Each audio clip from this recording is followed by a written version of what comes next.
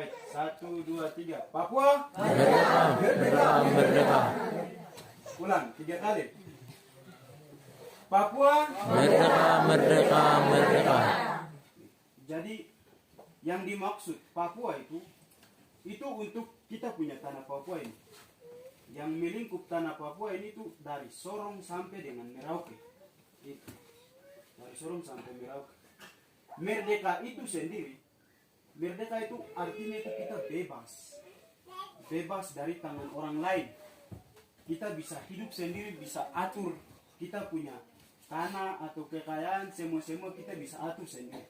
Itu maksudnya. Jadi Papua merdeka, artinya Papua itu harus hidup bebas, tanpa ikatan atau tanpa diperintah dari orang lain. Seperti Kuliang Neng yang hari ini ada pegang kita itu. Itu maksudnya. Jadi alasan kita berjuang itu, yang pertama itu ada di situ. Kita mau hidup bebas, tanpa orang lain datang memerintah kita atau pegang kita. Jadi pemerintah juga kita sendiri yang pegang maksudnya di sini. Kemudian kita punya hasil bumi juga kita sendiri yang kelola.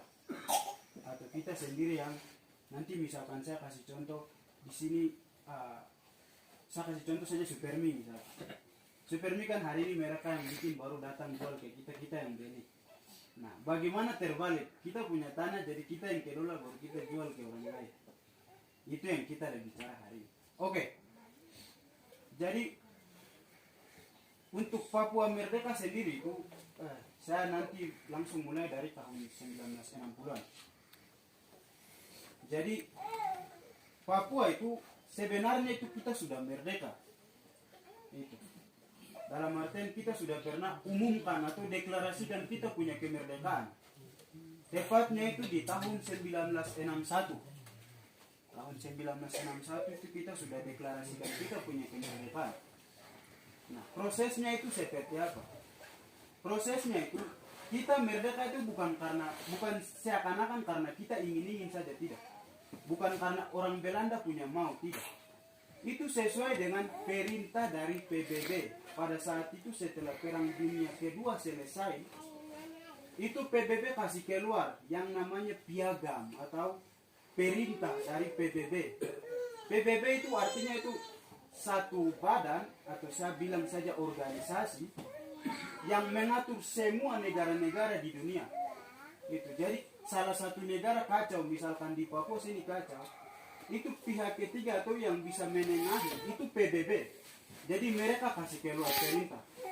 Jadi piagamnya itu piagam nomor 73 itu tentang dekolonisasi atau tentang pembebasan suatu bangsa yang hari ini sedang dijajah. Jadi kita yang pada saat itu orang Belanda jajah atau pegang kita itu PBB kasih keluar perintah lewat piagam PBB nomor 73 itu. Setelah mereka kasih keluar, ya Belanda sebagai penjajah yang punya tanggung jawab penuh itu mempersiapkan kita atau membantu itu. Jadi bukan mereka yang ambil alih kemudian siapkan seakan-akan kita tidak mempersiapkan diri. Tidak, mereka hanya membantu, memfasilitasi saja. Baru kita sendiri yang mulai dari perancangan sampai dengan pelaksanaan deklarasi kemerdekaan itu kita lakukan. Perancangan itu mulai dari tahun 1941 itu tepatnya itu di tanggal 5 April setelah Dewan New Guinea atau perwakilan suatu badan atau hari ini kalau di Indonesia itu bilang DP, jadi perwakilan orang Papua. Jadi satu wadah atau organisasi itu mereka semua perwakilan itu kumpul. Lalu di tanggal 5 April itu diresmikan atau dilantik. Kemudian lanjut lagi itu di tanggal 19 Oktober 1961 itu mereka lakukan Kongres Nasional 1. Untuk apa? Untuk kita punya perlengkapan negara itu, atau atribut negara. Mulai dari bendera yang bintang kejora ada ini. Kita punya bendera bintang kejora. Itu, atau bintang fajar. Kemudian lagu kebangsaan itu Hai Tanahku Papua.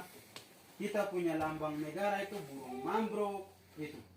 Nama bangsa itu bangsa Papua, nama negara itu negara Papua Barat atau West Papua. Itu. Jadi semua itu disiapkan dalam kongres itu. Kemudian membentuk satu panitia. panitia itu namanya itu Komite Nasional Papua atau Panitia Kemerdekaan Papua Barat. Gitu. Jadi setelah panitia itu dibentuk, kemudian ditentukan tanggal di mana nanti akan dilakukan deklarasi atau mengumumkan kemerdekaan bangsa Papua Barat.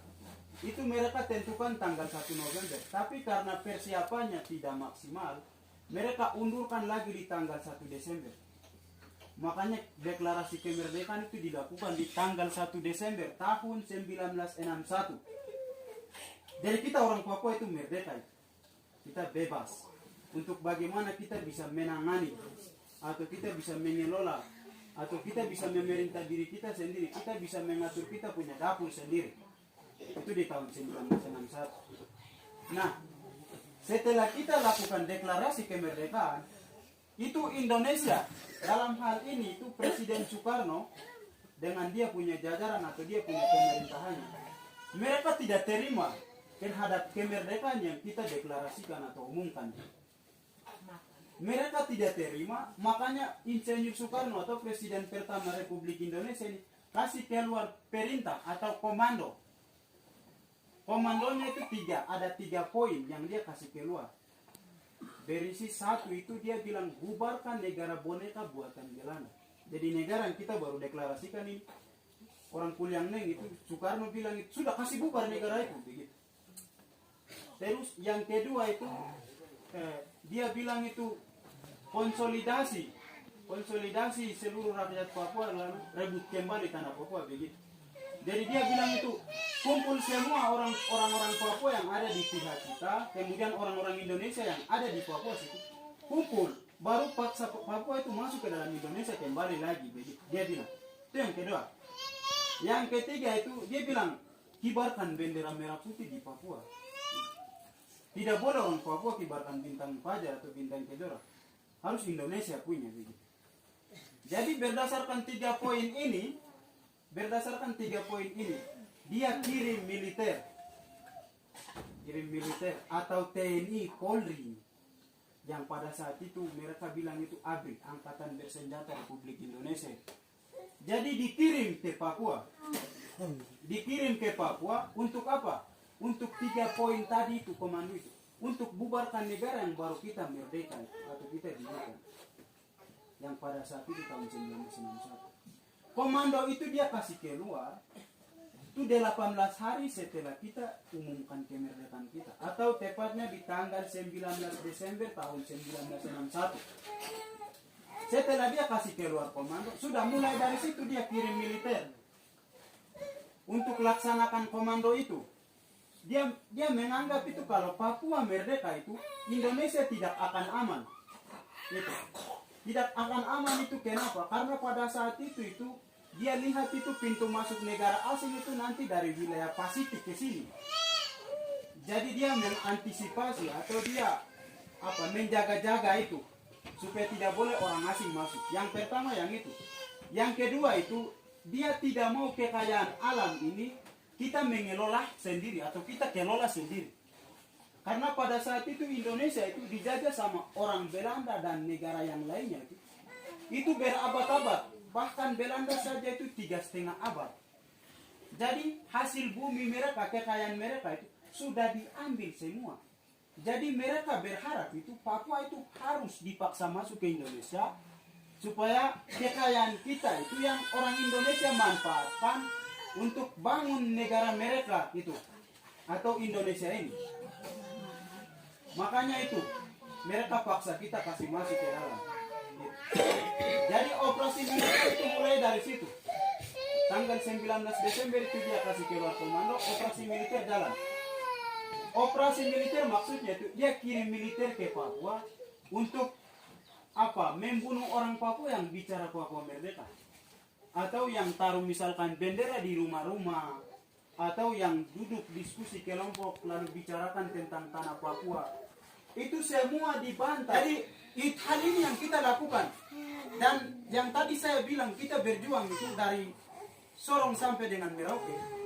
Itu perjuangan kita di Kabupaten Pegunungan Bintang ini, kontak senjata ini walaupun sebelumnya sudah ada, tapi atas nama TPNPB itu baru kita mulai di tahun 2019. Kita baru mulai. Jadi kita berjuang ini secara nasional untuk pembebasan nasional. Nasional yang dimaksud itu dari Sorong sampai Merauke. Jadi kita berjuang secara nasional dalam artian kita juga termasuk dalam Papua. Jadi kita juga harus ikut terlibat dalam perjuangan ini. Maksudnya ada di situ. Dan kita semua berjuang untuk kemerdekaan kita semua atau orang Papua. Jadi untuk sejarah singkat dan dari saya itu tadi pesan terakhir. Dan sebenarnya materi ini panjang. Kalau kita cerita bisa makan 3-4 hari. Tapi saya pikir sekian dulu karena waktu. Saya tutup. Saya harap kita angkat tangan kiri lagi. Seperti tadi. Papua. Merdeka, merdeka, merdeka. Baik, terima kasih.